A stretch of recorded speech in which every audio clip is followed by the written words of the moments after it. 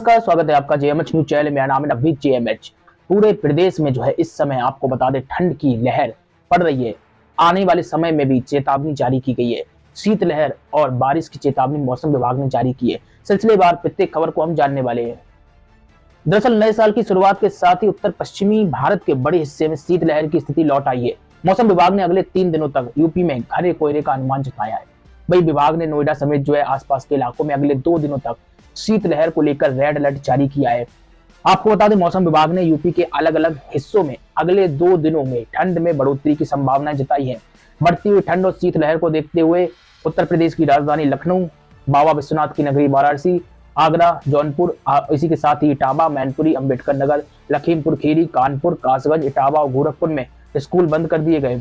भारतीय मौसम विज्ञान विभाग ने कहा है कि उत्तर पश्चिमी भारत के मैदानी इलाकों में हिमालय से आने वाली उत्तर पश्चिमी हवाओं के कारण अगले 2 दिनों के दौरान उत्तर और पश्चिम और आसपास के मध्य भारत में न्यूनतम तापमान 2 से 4 डिग्री सेल्सियस की जो है गिरावट आने की संभावना है। यानी कि मौसम गिरेगा तो सर्दी बढ़ेगी ही बढ़ेगी।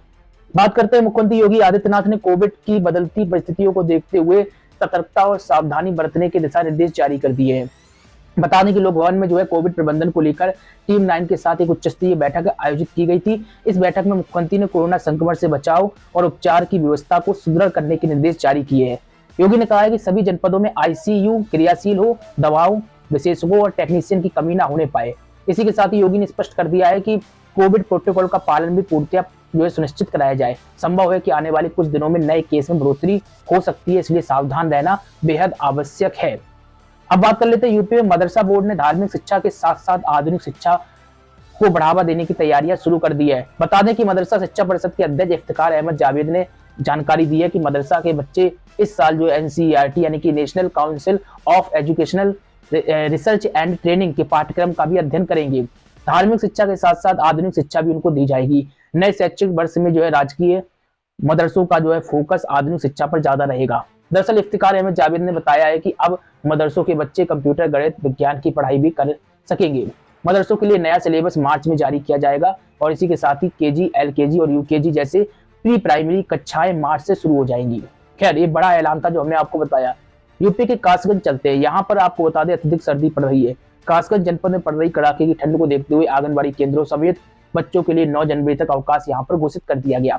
आंगनबाड़ी केंद्रों में लाभार्थियों को टेक होम राशन का वितरण यथावत रहेगा, जबकि जो है माध्यमिक स्कूलों में 5 जनवरी तक अवकाश घोषित कर दिया गया है।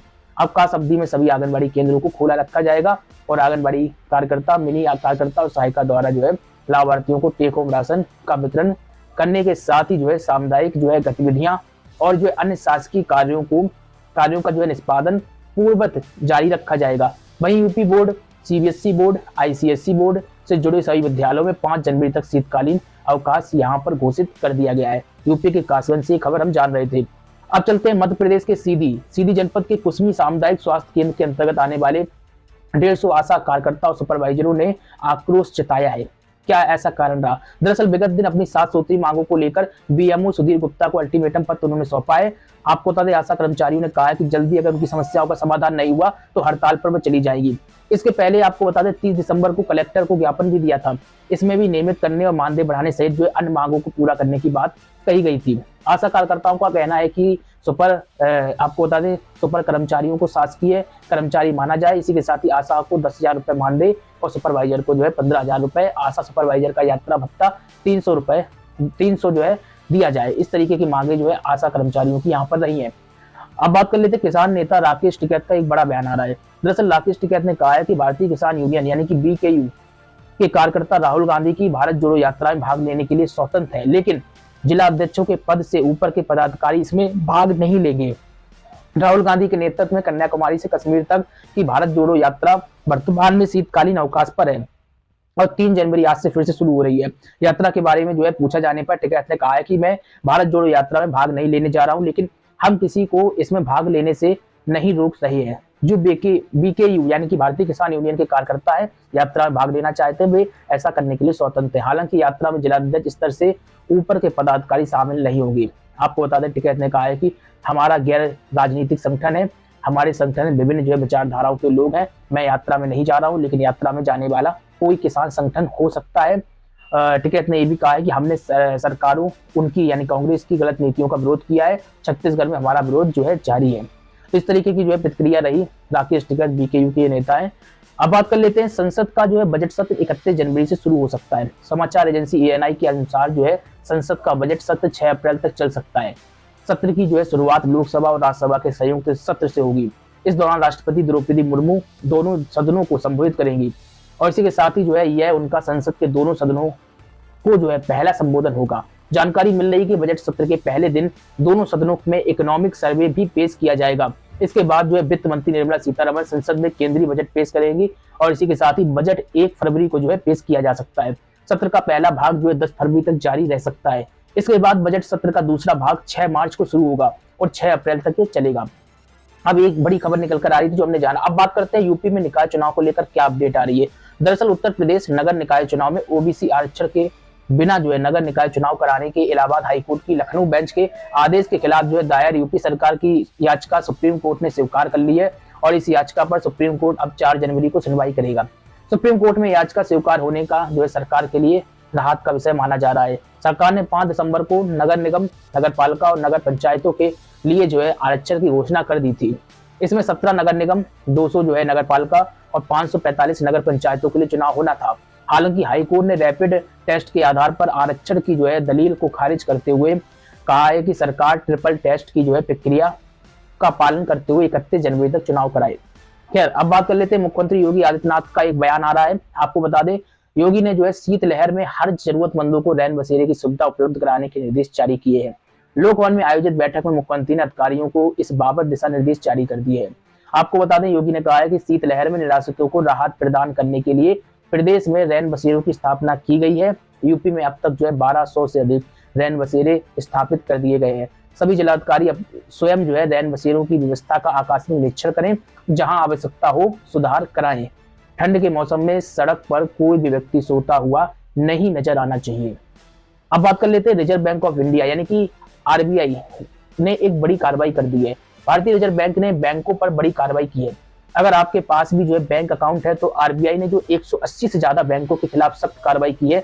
आप लोग पता करें कि कहीं आपका बैंक भी तो नहीं है। दरअसल आरबीआई ने बताया है कि इन बैंकों पर कई मानदंडों का उल्लंघन करने के लिए जुर्माना लगाया गया है। बैंकों पर 12 करोड़ रुपए से ज्यादा का जुर्माना लगाया गया है। इसी के साथ ही रिजर्व बैंक ने अपनी रिपोर्ट में जानकारी देते हुए कहा है कि बैंकिंग प्रणाली में सुधार और दोषपूर्ण कारपोरेट गवर्नेंस सहित जो है धोखाधड़ी जैसी चुनौतियों से निपटने के लिए आरबीआई की ओर से जो है यह बड़ा कदम उठाया गया है।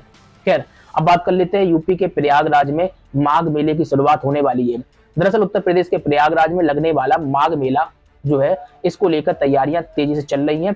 इस साल जो है 2023 में जो यह मेला 6 जनवरी को शुरू होने वाला है और यह माघ मेला जो है करीब 1.5 महीने बाद 18 फरवरी 2023 को समाप्त हो जाएगा।